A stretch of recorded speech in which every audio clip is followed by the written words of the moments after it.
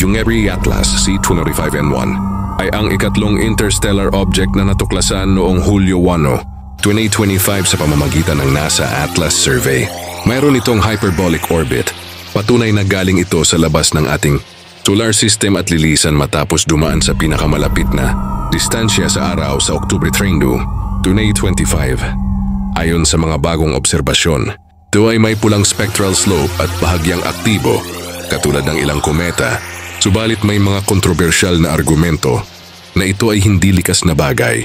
Ilan sa mga dahilan ng hinala. Una, ang hindi pangkaraniwang orbit nito ay nagpapahiwatig na posibleng may artipisyal na pinagmulan o ginawang pagbabago sa direksyon.